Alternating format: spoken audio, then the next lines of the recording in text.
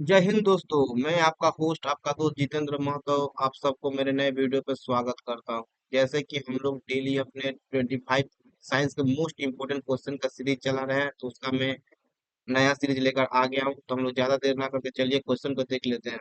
पहला क्वेश्चन हमारा ये रहा। तो ये रहा हमारा पहला क्वेश्चन। पहला क्वेश्चन में क्या बोल रहा है, निलंबन के बारे में निम्नलिखित में से कौन सा कथन सही है। निलंबन मतलब क्या होता है, पहले वो बात बताता है। निलंबन मतलब होता है कि हम लोग कुछ लिक्विड में कुछ ऐसा मिलाएंगे जो उसको पूरी तरह से घुले नहीं, उसका कुछ अंश उसमें हमारे नंगे आंख से दिखाई पड़े, उसे निलंबन कहते हैं। तो इसका ऑप्शन हम लोग पहले चेक कर लेते हैं, आंसर क्या होगा। पहला ऑप्शन बोला है निलंबन कभी भी टिंडल प्रभाव नहीं दिखाता, ये नहीं होगा। इसके बारे में बताऊंगा टिंडल प्रभाव क्या होता है। ठीक है। दूसरा हम बोला है कणों को हम नंगे आंख से नहीं देख सकते, ये भी नहीं होगा, इसको नंगे आंख से हम लोग देख सकते हैं। थर्ड ने बोला बोला है विलय के कण थोड़ी देर बाद नीचे बैठ जाता है, तो ये सही है, नीचे बैठ जाता है। उसका बाद बोले निस्यंदन यानी छान कर हम लोग कण को अलग नहीं कर सकते हैं, तो ये भी गलत है, इसको छान कर अलग कर सकते हैं। सबसे पहला हमारा पहला ऑप्शन निलंबन कभी भी टिंडल इफेक्ट नहीं दिखाता। तो ये टिंडल इफेक्ट क्या होता है। टिंडल इफेक्ट होता है ना कि कोई भी लिक्विड लीजिए, उसमें से तेज लाइट को प्रवाहित कीजिएगा तो लाइट कई टुकड़े में बट के निकलता है, उसे टिंडल इफेक्ट। तो ऐसे निलंबन तो निलंबन होते हैं उसमें बट के निकलता है, टिंडल इफेक्ट दिखाता है। उसका इसके कण को जैसे नींबू का रस बनाइएगा ना, नींबू पानी का रस जब बनाइएगा तो नींबू का छोटा देखिए उसमें हल्का हल्का दिखाई पड़ता है, इसमें दिखाई भी पड़ता है। और थर्ड वाला में कि नीचे थोड़ा देर बैठ जाएगा, तो ये सही है हमारा। और लास्ट में आता है कि इसको छान नहीं सकते, तो हम लोग क्या कर सकते हैं, इसको छान सकते हैं। पहला क्वेश्चन का हमारा आंसर हो गया विलय के कण थोड़ी देर बाद नीचे बैठ जाता है। दूसरा क्वेश्चन पे हम लोग चल चलते हैं। दूसरा क्वेश्चन क्या बोला है। दूसरा क्वेश्चन हमसे बोला है नीचे दिए गए अभिकथन ए और कारण आर के लिए निम्नलिखित में से कौन सा विकल्प मतलब सही विकल्प का क्या करिए चयन कीजिए। अभिकथन हमसे बोला हुआ है पौधे हमेशा खास श्रृंखला में सबसे नीचे आते हैं। तो देखिए खास श्रृंखला क्या होते हैं, एक होता है उत्पाद, उत्पाद होते हैं। ठीक। दूसरा होता है हमारे उपभोक्ता, उपभोक्ता, उपभोक्ता। लास्ट में हमारा अपघटक आते हैं, अपघटक, अपघटक आता है। ठीक है। उत्पाद जो अपना भोजन खुद बना लेते हैं, तो पेड़ पौधा अपना भोजन खुद बना लेते हैं, तो पेड़ आ गया। उपभोक्ता जो पेड़ पौधों का खा गए, ये तीन टाइप के हो जाता है। ठीक है। ये तीन टाइप के हो जाते हैं उपभोक्ता में। एक हो जाता है शाकाहारी जो पेड़ पौधा खाता है। एक होता है मांसाहारी जो जो जो पेड़ पौधा खाने वाला खाता है। एक सर्वहारी होता है जो मांसाहारी को भी खाएगा, शाकाहारी को भी खाएगा और पेड़ को भी खाएगा। और उसका लास्ट में अपघटक आते हैं जो पचाते हैं, जीव निम्नीकरण करते हैं, यानी पेड़ मरेगा इनको भी पचाएगा, शाकाहारी मरेगा उसको भी पचाएगा, मांसाहारी को भी पचाएगा और सर्वहारी सबको पचाएगा। तो खास श्रृंखला में सबसे नीचे कौन आता है, उत्पादक आता है। क्यों आते हैं, क्योंकि अपना ये भोजन खुद बना लेते हैं। तो एक देखिए पौधे हमेशा खास श्रृंखला में सबसे नीचे आते हैं, तो ये बात तो एकदम सही है। पौधे अपना भोजन स्वयं बना लेते हैं, ये भी बात क्या है हमारा सही है। सही है, तो दोनों क्या हो जाएगा, ए और दोनों सत्य है। आर ए का सही व्याख्या, ये हमारा पहला आंसर हो जाएगा। नेक्स्ट में चलते हैं हम लोग। बोल रहा है रासायनिक उर्वरकों की तुलना में जैविक खादों से पोषक तत्वों का निकलना आमतौर पर कैसा होता है। अपने भाषा में आपको क्वेश्चन समझाता हूँ। बोल रहा है ना कि एक प्रयोगशाला में बनाया हुआ खाद, पोटास हो गया, यूरिया हो गया वो, और एक हम अपने से बनाते हैं गाय के गोबर से, पत्ता से, सब्जी के छिलका उलका से वो खाद बनाते हैं।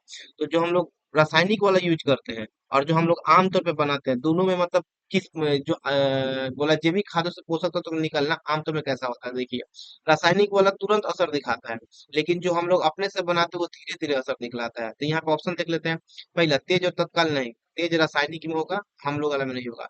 धीमा और क्रमिक ये हो जाएगा, हमारा आंसर सही हो जाएगा। देख लेते हैं तत्काल और समान नहीं, दोनों का समान नहीं है। रासायनिक वाला बहुत ज्यादा असर दिखाता है, असर दिखाता है, और हम लोग जो खुद से खाद बनाते हैं जैविक खाद बनाते हैं उतना असरदार नहीं होता है, उसका कभी नहीं होता, ये तो हो भी नहीं करेगा। हमारा आंसर क्या हो गया, ये हो गया धीमा और क्रमिक। नेक्स्ट क्वेश्चन पे चलते हैं। नेक्स्ट क्वेश्चन हमसे बोला हुआ है कि निम्नलिखित में से कौन सा गैर जैव निम्नीकरण है। एक होता है जैव निम्नीकरण, एक होता है गैर जैव निम्नीकरण। मतलब जो जैव निम्नीकरण होगा उसमें अपघटक के बारे में जो भी थोड़ा देर पहले बताया, जो तो कीड़ा मकोड़ा जीवाणु ये सब क्या करेंगे, उसको सड़ा गला देंगे, पचा देंगे, कुछ दिन में तो पच कर मिट्टी मिल जाएगा, कोई प्रदूषण उससे नहीं होता है। एक होता है गैर जैव निम्नीकरण जो कभी पचबे नहीं करेगा, जैसे प्लास्टिक हो गया, रबर हो गया, ये बचेगा नहीं, ये क्या करेंगे, प्रदूषण फैलाते हैं। तो पूछ रहा है कि कौन सा गैर जैव निम्नीकरण है। पहला कपास, ये हो गया कपास, सेल्यूलोज होता है तो पच जाएगा। ऊन, ये भी पच जाएगा। ये मिलता है किससे? तो भेड़ से मिलता है, ये भी पच जाएगा। उसके बाद कॉफी पाउडर, ये भी पच जाएगा। ये हो गया नाइलॉन, इसका क्या हो जाएगा? आंसर होगा नाइलॉन। क्या हुआ है? न्यूयॉर्क प्लस लंदन मिलकर इसको 100% सिंथेटिक बनाया। 100% क्या बनाया है? कृत्रिम रूप से बनाया हुआ। 100%, 100% इसको क्या बनाया? कृत्रिम से। कौन? न्यूयॉर्क और लंदन मिलकर बनाया है। नेक्स्ट क्वेश्चन पे चलते हैं, 5वां नंबर पे। 5वां नंबर क्वेश्चन बोल रहा है, निम्नलिखित में से किस पादप कोशिका में पर्रे झिल्लीदार कोशिकांग होता है जो प्रकाश संश्लेषण में मदद करता है? तो देखिए, प्रकाश संश्लेषण में मदद करता है कौन? हमारा क्लोरोफिल। क्लोरोफिल कहाँ पाया जाता है? तो प्लास्टिड लवक में पाया जाता है। देखिए, ये आंसर हो जाएगा हमारा लवक का। इसके बारे में समझाता है तो प्लांट सेल का सबसे बड़ा हिस्सा ये लवक होता है, प्लास्टिड। इसको कितने भागों में बांटा गया है? तो इसको बांटा गया आपका 3 भागों में। एक होता है हमारा क्रोमोप्लास्ट, क्रोमोप्लास्ट, क्रोमो क्रोमोप्लास्ट, ठीक है। जो क्या करता है? हरा कलर का होता है, ग्रीन होता है, हरा होता है। और ये प्रकाश संश्लेषण में हेल्प करता है। दूसरा का होता है ल्यूकोप्लास्ट। ये ल्यूकोप्लास्ट बिना कलर का यानी व्हाइट कलर का होता है। ये बने हुए भोजन को स्टोर करने के काम में आता है।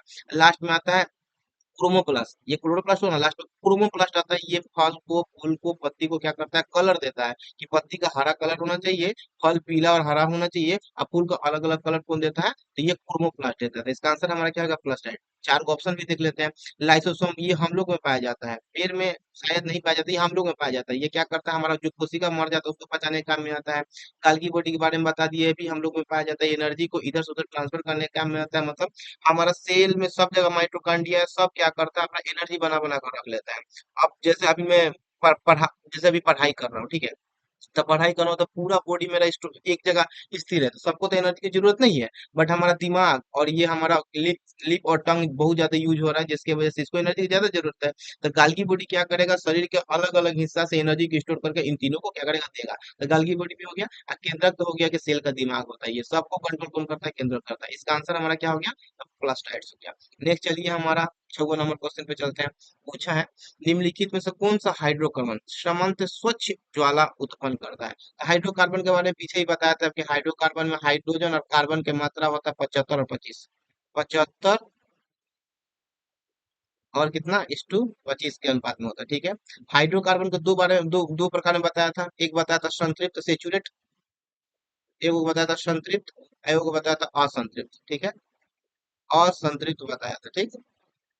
इसको एक भाग में बताया था सिंगल मोड, इसको दो भागों में बताया था, double bond and triple bond, ठीक है।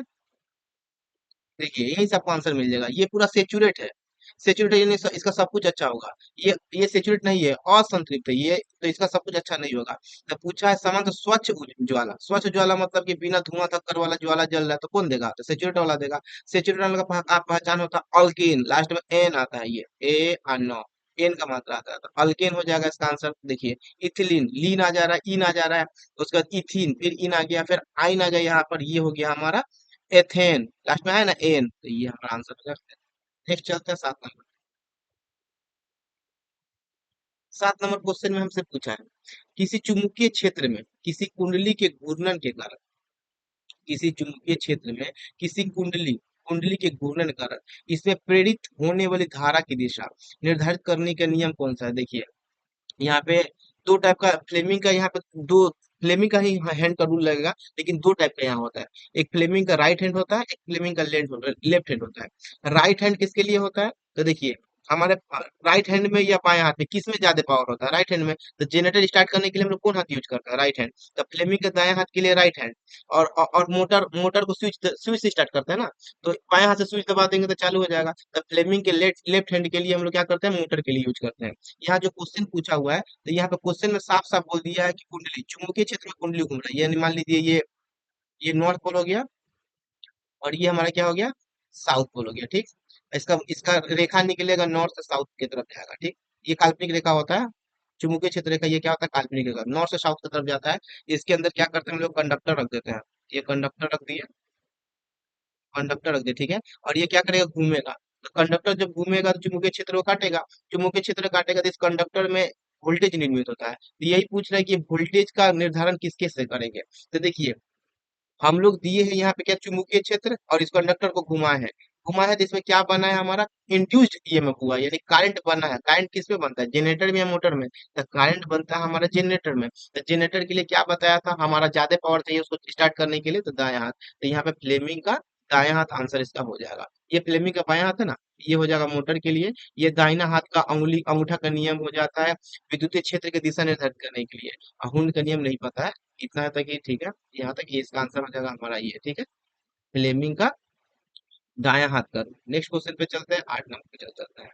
क्या बोल रहा है, बोल रहा है यदि किसी वस्तु को अवतल दर्पण के वक्रता केंद्र पर और उसी आकार की वस्तु को वक्रता केंद्र पर रखा जाता है, तो बीम की स्थिति क्या। क्वेश्चन थोड़ा सा अलग अलग टाइप का हो गया, लेकिन क्वेश्चन देखिए फिर से पढ़ते हैं। यदि किसी वस्तु को अवतल दर्पण के वक्रता केंद्र पर सेम साइज की वस्तु को रखते हैं, तो प्रतिबिंब की स्थिति क्या होगी, यानी प्रतिबिंब की स्थिति बोल रहा है। देखिए सबसे पहला हमारा अवतल होता है, एक गोल अवतल लेंगे, एक सॉरी एक दर्पण लिए गोल, इसको बीच से काट देंगे। बीच से काट दिए ना, तो एगो देखिए ऐसा उठ जाएगा, एगो ऐसे धंस जाएगा। ठीक, हम लोग क्या करते हैं, वस्तु को बाएं साइड में रखते हैं हमेशा, बाएं साइड में, और दाएं साइड आईना को क्या करते हैं, लिप देते हैं। तो ये क्या कर देते हैं, दोनों को दाएं साइड में लिप देते हैं। ये क्या करते हैं, इसको सिल्वर बुलमेट AgBr से क्या करते हैं, इसको लिप दिए, लिप दिए। और इसका भी क्या करेंगे, दाएं साइड में लिप देंगे, लिप दिए, लिप दिए, लिप दिए। देखिए ये उठा हुआ है, इसका नाम हो जाएगा उत्तर। ठीक, उत्तर। और ये देखिए धंसा हुआ है ना अंदर की तरफ, तो ये अवतल हो जाएगा, अव फिर तल। ठीक, हो गया। तो हमसे इसके बारे में पूछा है, अवतल दर्पण के बारे में। देखिए यहाँ पूछा अवतल दर्पण। ठीक, ये इन दोनों का काम नहीं, इन दोनों को पहले क्या कर लेते हैं, रिमूव कर लेते हैं। ये हो गया हमारा अवतल दर्पण। ठीक, अब देखिए अवतल दर्पण के यहाँ ये खींच लीजिए, ये पूरा ये प्रधान अक्ष हो गया इसका, ये इसका कर्वेचर हो गया C। कर्वेचर का हाफ इसका हो जाता है फोकस। ठीक है, और ये इसका यहाँ पे ये जॉइंट हुआ है, इसको बोलते हैं पोल। यहाँ पे होगा इन्फिनाइट, वस्तु को इन्फिनाइट रखेंगे। बोला है हमसे क्या, वक्रता केंद्र में वस्तु को रखते हैं, यानी वस्तु को यहाँ पे रखते हैं। इमेज कहाँ बनेगा, इमेज यही बनेगा। देखिए कैसे, जब हम लोग वस्तु को इन्फिनाइट पे रखते हैं ना, तो उसका इमेज फोकस पे बनता है। और जब हम लोग फोकस फोकस और कर्वेचर यानी यहाँ रखते हैं, तो वस्तु बनता है यहाँ। और जब कर्वेचर पे रखते हैं, तो कर्वेचर ही बनता है, सेम साइज का बनता है। तो देखिए इसका आंसर क्या हो जाएगा, वक्रता केंद्र पर ही बनेगा और सेम साइज का बनेगा, और सेम साइज। ठीक, इसका आंसर हो गया, इसका आंसर 3 नंबर। नेक्स्ट क्वेश्चन में चलते हैं। नीचे बोला है एक लिटमस पेपर का उपयोग एक विलयन के पीएच की जांच करने के लिए किया जाता है। विलयन नीले लिटमस को लाल कर देता है, इसका पीएच का समानुपाती है। देखिए पीएच मतलब क्या होता है, पोटेंज ऑफ हाइड्रोजन, यानी या हम लोग के भाषा में बोल लीजिए power of hydrogen. Power potenz of hydrogen बोलते हैं, POTEN,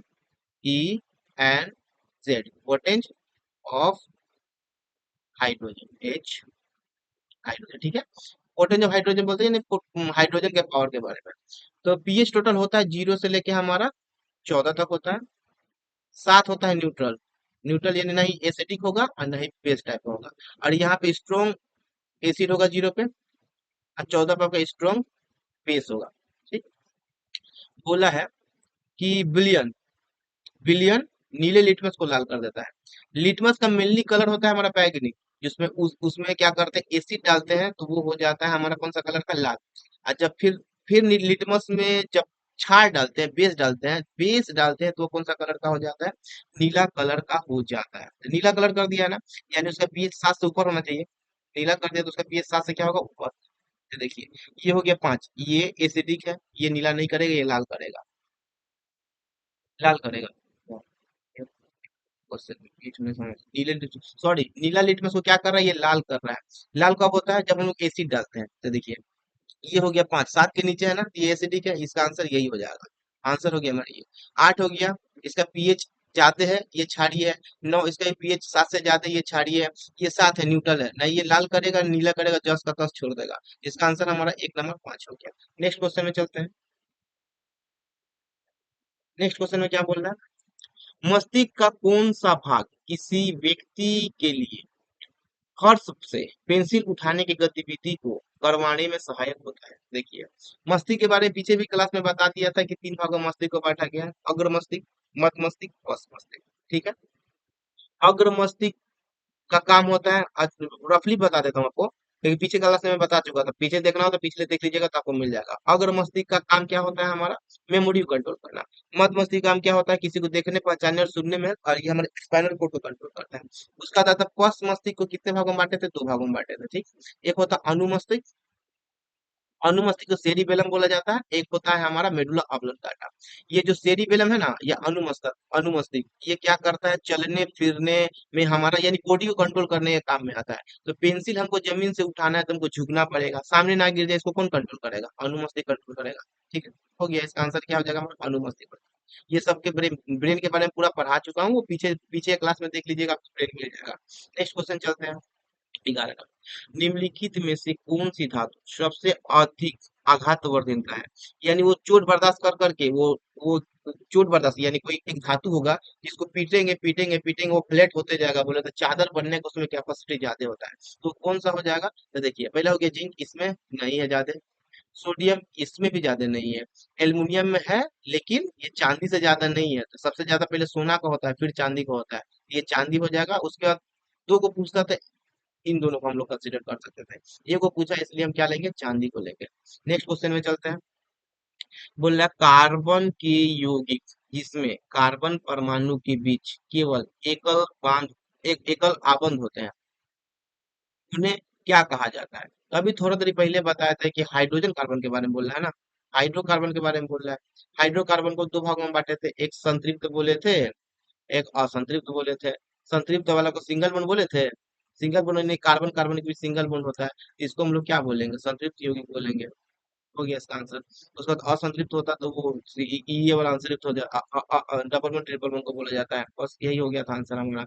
नेक्स्ट क्वेश्चन में चलते हैं, 13 नंबर पे। 13 नंबर क्वेश्चन क्या बोला है, बोला जब लिटमस को बोरेक्स के एक बुलियन में मिलाया जाता है तो यह हो जाता है। देखिए, बोरेक्स का फार्मूला बहुत बड़ा है, वो में से भी याद नहीं होता है, लेकिन इतना याद है हमको कि वो क्या है, क्षार है। और क्या कर रहा है, बोरेक्स को मिलाते हैं लिटमस में, जब बोरेक्स को मिलाते हैं, जब लिटमस में हम लोग क्षार मिलाते हैं तो कैसा कलर का हो जाता है, वो नीला कलर का हो जाएगा। आंसर, आंसर देखिए, जो कंसेप्चुअल चीज है वो मैं आपको कंसेप्ट पूरा बताऊंगा, पूरा कोशिश करूंगा कि कंसेप्ट आपको दे दूं, बट जो एक बार में याद करके निकलने वाला होता है उसको आपको याद करके ही निकलना पड़ेगा। नेक्स्ट क्वेश्चन में चलते हैं, 14 नंबर। बोल रहा है निम्न में से किस ईंधन का ऊष्मीय मान सबसे उत्तम होता है, मतलब ऊष्मीय मान मतलब देखिए, 1 किलो हम क्या करते हैं, पेट्रोल जलाते हैं, 1 किलो हम लोग कोयला जलाते हैं, 1 किलो यूरेनियम जलाते हैं, 1 किलो हाइड्रोजन जलाते हैं। कौन सबसे ज्यादा ऊष्मा उत्पन्न करता है, उसी को कहा जाता है उसका ऊष्मीय मान। ये देखिए, मिट्टी का तेल का ऊष्मीय मान बहुत कम होता है, उसका मीथेन का भी होता है लेकिन उतना ज्यादा नहीं होता है, पेट्रोलियम को होता है उतना नहीं होता है, सबसे ज्यादा हाइड्रोजन का होता है। हाइड्रोजन को भारत सरकार आज तक कंट्रोल नहीं कर पाया है, ठीक है। हाइड्रोजन सूरज में होता है ना, वो नाभिकीय संलयन होता है, हाइड्रोजन हीलियम में जल उठता है, बदल जाता है और जल उठता है, तो वही हाइड्रोजन है, इसको कंट्रोल करना थोड़ा मुश्किल है, बहुत ज्यादा इसको उसमें उसमें मैंने इसका बहुत हाई है। इसका आंसर हमारा क्या हो जाएगा, हाइड्रोजन। नेक्स्ट क्वेश्चन में चलते हैं। मानव उत्सर्जन तंत्र के संबंध में निम्नलिखित में से कौन सा गलत ढंग से सुमेलित है। उत्सर्जन तंत्र मतलब क्या होता है, तंत्र उत्सर्जन मतलब अवशिष्ट पदार्थ, उत्सर्जन मतलब अवशिष्ट पदार्थ, उत्सर्जन तंत्र मतलब होता है अवशिष्ट पदार्थ को बाहर निकालने वाला। अच्छा, तंत्र क्यों बोला जाता है किसी भी चीज को, तंत्र इसलिए क्योंकि हमारे शरीर में उत्सर्जन उत्सर्जित पदार्थ को बाहर निकालने के लिए सिर्फ एक अंग नहीं है, बहुत सारे अंग मिलकर काम करते हैं, इसलिए उसको तंत्र बोला जाता है। इसमें पूछ रहा है कि हम लोग हमारे शरीर में उत्सर्जन तंत्र यानी यूरिया को बाहर निकाले, यानी पेशाब को शरीर से बाहर निकालने वाले में से कौन सा गलत। सबसे पहले मूत्र वाहिनी, मूत्र वाहिनी को क्या बोलते हैं इंग्लिश में, इसको यूरेटर बोलते हैं, ये जोरा में होता है, ये युग में बोल रहा है, ये जोरा में होता है, ये सही है। किडनी हमारे शरीर में दो गो होता है, जोरा में, ये भी सही है। मूत्राशय ब्लाडर एक ही गो होता है, ये भी सही है। मूत्रमार्ग तो हमारे शरीर में एक ही तो होता है ना, तो ये क्या हो जाएगा हमारा गलत। आगे चलते हैं। मूत्रमार्ग के बाद प्रोटेस्ट गलत आता है, उसके बाद सबको पता है क्या आता है। उसका नेक्स्ट चलते हैं। ये हो गया हमारा 16। छात्रों में किशोर अवस्था की अनुमानित आयु क्या है। किशोर अवस्था मतलब क्या होता है, यहाँ से लड़का हो या लड़की हो उसका कैरेक्टर अब बदलेगा, वो जवानी के दहलीज पे कदम रख देता है। तो कहाँ से शुरू होता है, तो ये 12 से 19 तक। इसमें लड़का का गला फट जाता है, वोकल नॉट फट जाता है, मतलब वो बड़ा हो जाता है, उसका आवाज फटने लगता है, मुंह पे बाल आने लगते हैं, कील कील मुहासे होने लगते हैं। लड़कियों का भी ध्यान में करते हैं क्या होता है, नेक्स्ट क्वेश्चन में उसका चलता है। फिर आता है 17 नंबर। 17 नंबर में क्या बोले, निकट दृष्टि दोष बोले तो मायोपिया एवं दूर दृष्टि दोष बोले तो हाइपरमेट्रोपिया को ठीक किया जा सकता है कुछ। देखिए यहाँ पर पूरा तरह से क्या होता है, तो ये पूरा तरह से उल्टा होता है। ये क्या होता है हमारा, पूरा तरह से उल्टा होता है। पहला बोलते हैं निकट दृष्टि दोष। निकट दृष्टि दोष में आपका निकट का दिखाई पड़ेगा, निकट का दिखाई पड़ेगा, दूर का नहीं दिखाई पड़ेगा। देखिए उल्टा हो गया कि नहीं, निकट दृष्टि दोष बोला है लेकिन निकट का सही है, दूर का नहीं दिखाई पड़ रहा है। निकट का सही है मतलब हमारा पावर ठीक है, फोकस क्या हो गया, घट गया है, फोकस घट गया है, फोकस को बढ़ाना पड़ेगा। अच्छा, दूर देखने के लिए हम मोटा मोटा लेंस लगाएंगे आंख में कि पतला लेंस लगाएंगे तो दूर दिखाई पड़ेगा। तो दूर देखने के लिए पतला लेंस दिखाएंगे तो साफ दिखाई पड़ेगा। पतला लेंस कौन सा होता है, तो देखिए ये पतला लेंस है कि नहीं, अच्छा ये पतला लेंस है या ये पतला लेंस है, देखो बताइए। तो ये हमारा पतला लेंस है, इसका नाम है अवतल। इसमें अवतल लेंस देंगे, निकट दृष्टि दोष में हम लोग क्या देंगे, अवतल। क्या दे देंगे, अवतल दे देंगे। उसके बाद दूरदृष्टि प्रॉब्लम सेम इसका उल्टा हो जाएगा, दूर का सही से आपको दिखाई पड़ेगा, निकट में ही प्रॉब्लम हो जाएगा। निकट में प्रॉब्लम हो जाएगा यानी पावर क्या हो गया आपका, निकट का प्रॉब्लम हो गया यानी पावर घट गया है, फोकस बढ़ गया है। तो इस बार पावर को बढ़ाना पड़ेगा, फोकस को घटाना पड़ेगा। अच्छा हमको करीब को देखना है तो मोटा देंगे या फिर पतला देंगे, तो मोटा देंगे। मोटा लेंस कौन सा, ये है ना, अवतल है ना, उत्तल है ना, मोटा मोटा उत्तल। उत्तल लेंस देगा ठीक हो जाएगा। आंसर क्या है इसका, अवतल एंड उत्तल लेंस द्वारा। नेक्स्ट क्वेश्चन चलिए, 18 नंबर। निम्नलिखित अभिक्रिया पर विचार कीजिए। 2HgO जब टूटता है तो दो गो पारा प्लस एक ऑक्सीजन ऑक्सीजन में टूट जाता है। इसका क्रमिक उपयुक्त अभिक्रिया में एचजीओ, एच एचजी और ऑक्सीजन की क्रमिक व्यवस्था बताइए। तो देखिए एचजीओ ये क्या है, दो हिस्सा है, एचजी का है, पारा है ना, ये क्या है, पारा है, ये ऑक्सीजन है। ठीक है, यहाँ से पता नहीं चला। यहाँ देखिए ये पारा, पारा कैसा रहता है, लिक्विड रहता है। तो दूसरा का ऑप्शन में लिक्विड देखिए, ठोस है, ठोस है द्रव है, ये देखिए लिक्विड है। तो ये तीन को ऑप्शन तो ऐसे ही छट गया कि नहीं छट गया। एग्जाम हॉल में जरूरी नहीं है कि आपको 25 क्वेश्चन में 25 क्वेश्चन आएगा, आपको 20 आएगा, 21 आएगा, 22 आएगा, लेकिन आपको परफॉर्मेंस अच्छा देना है, इसलिए आपको क्या करना पड़ेगा, सारे क्वेश्चन का अटेम्प्ट करके आना है। कैसे, पढ़े रहेंगे तो अटेम्प्ट कर पाएंगे, तो उसके लिए क्या करना पड़ता है, आपको ऑप्शन छाटना पड़ता है। जैसे देखिए मेरे को भी क्वेश्चन का आंसर नहीं पता था इससे से, लेकिन ऑप्शन छाट के मैं कर लिया। ठोस होगा नहीं, ये पारा है हमारा, पारा कैसा होता है, लिक्विड होता है। तो ठोस ठोस ठोस ये तीनों कट गया कि नहीं कट गया, ये तीनों कट गया, बच गया आंसर ये, उसका देखिए। और उससे भी नहीं पता चलता था, देखिए ऑक्सीजन गैस होता है ना, ये हमारा गैस हो गया, तो आंसर क्या हो जाएगा, 4। नेक्स्ट क्वेश्चन चलते हैं 19 नंबर। 19 नंबर में देखिए क्या बोल रहा है, उत्तल लेंस की आवर्धन क्षमता ज्ञात कीजिए। यदि किसी वस्तु को उत्तल लेंस से 30 सेंटीमीटर की दूरी पर रखा जाता है जिसका फोकस दूरी कितना है, फोकस दूरी की लंबाई 15 सेंटीमीटर। सबसे पहले हम लोग इमेज कहाँ बन रहा है वो निकालेंगे, ठीक। इमेज बनेगा किधर, उसका निकाल, देखिए फॉर्मूला हो जाता है लेंस का, 1/f = 1/v, इसको लेंगे माइनस 1/u। यू किस में रहता है, माइनस में रहता है, ठीक है, घेर लीजिए। 1/f, एफ कितना दिया हुआ है, एफ हमारा दिया हुआ है, फोकस दिया है 15 सेंटीमीटर, कर लेंगे इसको 1/50। सिंबल इसमें बहुत ज्यादा जरूरी है, 2022 का मैं छुट्टी का एग्जाम दिया था, अटेम्प्ट किया था आपका बहुत ज्यादा है, लेकिन सिंबल के चक्कर में सब गलत हो गया। ठीक है, सिंबल ध्यान देना पड़ेगा। तो उत्तल लेंस का सब कुछ क्या होता है, पॉजिटिव होता है, तो इसको पॉजिटिव कर लीजिए। 1/b हमको निकालना है, माइनस 1/u। यू कितना दिया है, वस्तु की दूरी कितना दिया हुआ है, तो ये दिया हुआ 30 सेंटीमीटर। ये किस में होता है, माइनस में होता है ना, ये इस माइनस को यहाँ से हटाएंगे तो ये प्लस हो जाएगा ना, प्लस। आगे चल लीजिए, भी को इधर आने दीजिए, ये 30 को इधर लेकर आते हैं, तो 1/15 प्लस है ना, तो इधर आकर माइनस हो जाएगा 1/30। इसे क्या कर लेते हैं हम लोग, लसा निकाल लेते हैं, 30 आ जाएगा। 15 से 30 को काटेंगे, 2 × 1, 2, माइनस 30 से 30 गया 1, 2 में से 1 गया 1, 30। ये क्या आ गया हमारा, 1/p आ गया, 1/p इतना है, इसको उलट लेंगे तो क्या हो जाएगा, 1/p = 1/30 आया। उलट का सोजा कर लेंगे तो v हमारा 30 हो जाएगा। ठीक है, याद रखिए v कितना आया हमारा, v 30। ठीक है, बाकी सबको क्या कर लेते हैं, हम लोग मिटा लेते हैं, पूरा मिटा लेते हैं, अब इसका काम नहीं है। चलिए चलिए आ रहे हैं मिनट का भाई।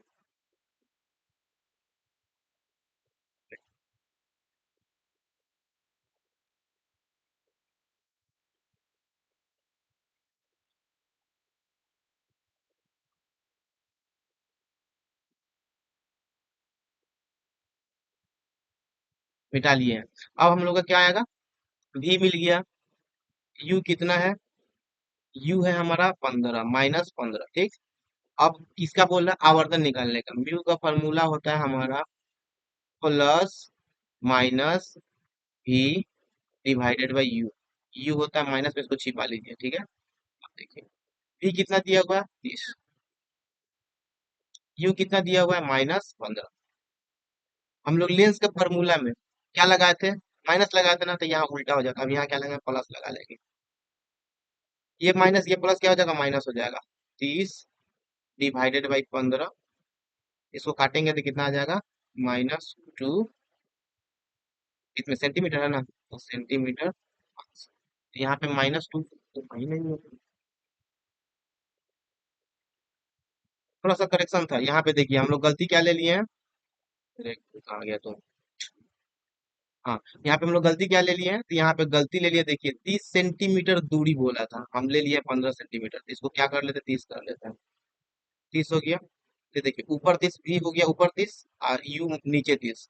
30 से 30 खत्म होगा, तो -1 इसका क्या हो जाएगा हमारा आंसर हो जाएगा। ये देखिए -1 इसका आंसर हो जाएगा।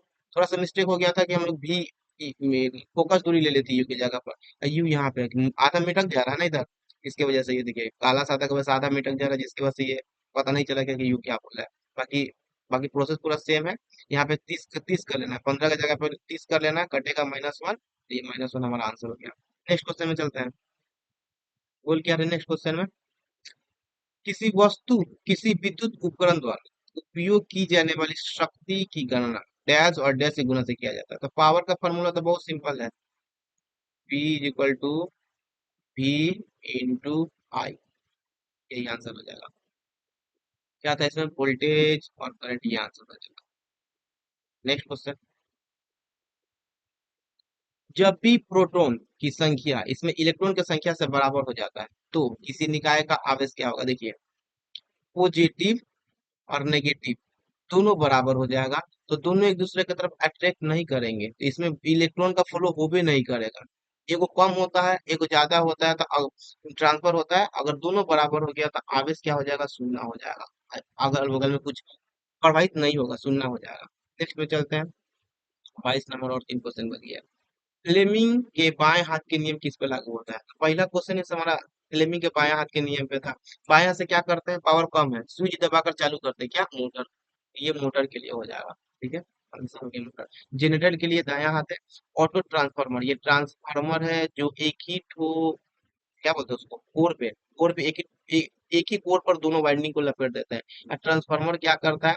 पावर एंड फ्रीक्वेंसी को कांस्टेंट रखकर वोल्टेज बढ़ाता है या फिर वोल्टेज को घटाता है, ठीक है। हो गया हमारा। 23 नंबर पे चलते हैं। परिनलिका। एक परिनलिका के विषय में कौन सा कथन सही है? परिनलिका क्या होता है? तार लीजिएगा, उसको लपेट दीजिएगा, वो चुंबक की तरफ पेश आने लगता है, उसे परिनलिका कहा जाता है। एक परिनलिका चुंबक की बनी होती है? नहीं, ये बना होता है कॉपर के वायर का, बट उसमें करंट फ्लो होने की वजह से वो चुंबक की तरफ पेश आता है, वो चुंबक का बना हुआ नहीं है। आंसर है पहला वाला गलत। दूसरा का वाला। एक परिनलिका के भीतर विद्युतीय क्षेत्र शून्य होता है? नहीं, परिनलिका के अंदर विद्युतीय क्षेत्र होता है, ठीक है। एक परिनलिका चुंबक के समान व्यवहार नहीं करता, यही तो गलत है ना। सही पूछा था क्या? चलिए फिर भी देख लेते हैं। एक परिनलिका चुंबक से बनी होती है, गलत है। एक परिनलिका के भीतर चुंबकीय क्षेत्र शून्य होता है, देखते हैं। एक परिनलिका चुंबक के समान व्यवहार नहीं करता, करता है, ये गलत है। एक परिनलिका के भीतर एक प्रबल चुंबकीय क्षेत्र होता है, और अंदर में चुंबकीय क्षेत्र प्रबल नहीं होता, बाहर बाहर में होता है, तो ये गलत हो जाएगा। ये हमारा क्या हो जाएगा? सही हो जाएगा। बोले तो ना, सारा क्वेश्चन आपको नहीं आ सकता है। मैं भी पूरा तेज नहीं हूँ पढ़ने में, मैं भी जितना सिलेबस कंप्लीट करना चाहिए तक कर लिया हूँ। उसके बाद हम लोग क्या करते हैं? हम लोग जब भी कोई क्वेश्चन अटेम्प्ट करते हैं, तो वहां से क्या होता है पता है? चार में से तीन क्वेश्चन हम लोग, चार ऑप्शन में से दो ऑप्शन ऐसे ही छाड़ देते हैं, दो को बच गया, उसमें से जो ज्यादा कंफर्म होता है उसको आंसर मारते हैं। तो ये इसका क्या हो गया? आंसर ये हो गया। नेक्स्ट क्वेश्चन में चलिए। 24 नंबर। निम्नलिखित में से कौन सा विकल्प पादप कोशिकाओं के बारे में सही नहीं है? यानी पेड़ पौधा के कोशिका के बारे में कौन सा सही नहीं है? ऑप्शन देखते हैं। पादप कोशिका की कोशिका व्यक्ति सेल्यूलोज का बना हुआ, एकदम 100% सही, सेल्यूलोज का ही बना हुआ। पादप कोशिका समसूत्री विभाजन द्वारा विभाजित नहीं होती है। आगे बढ़ते देख लेते हैं। पादप कोशिका में आमतौर पर बड़ी राजधानी होता है, एकदम सही है। राजधानी मतलब होता है पानी कलेक्ट करने वाला, तो इंसान में या जानवर में छोटा होता है, पेड़ पौधे में ज्यादा होता है, बड़ा होता है। आमतौर पर सभी पादप कोशिकाओं में क्लोरोप्लास्ट हो जाता है, आमतौर नहीं सभी में होता है, तो ये भी सही हो जाएगा। ये हमारा गलत हो गया, तो ये हमारा इसका आंसर हो जाएगा। पूछा तो सही तो नहीं है, तो ये समसूत्री विभाजन जितना कोशिका टूटेगा उतना ही बनेगा, तो समसूत्री विभाजन से वो लोग करते होंगे। नेक्स्ट क्वेश्चन में चलिए। ये रहा हमारा आज का लास्ट क्वेश्चन, इसके बाद टाटा बाय बाय, ठीक। थियोडोर स्वान ने पशु कोशिका के बारे में क्या खोजा हुआ था? स्वान ने कोशिका का सिद्धांत दिया था। क्या बोला था उन्होंने? ऑप्शन देखते हैं। वे कई प्रकार के कोशिका से बने होते हैं, नहीं, हमारा कोशिका एक टाइप का ही कोशिका, यानी सेम सेम कोशिका, यानी हड्डी कोशिका बनेगा तो हड्डी से ही बनेगा, ठीक है।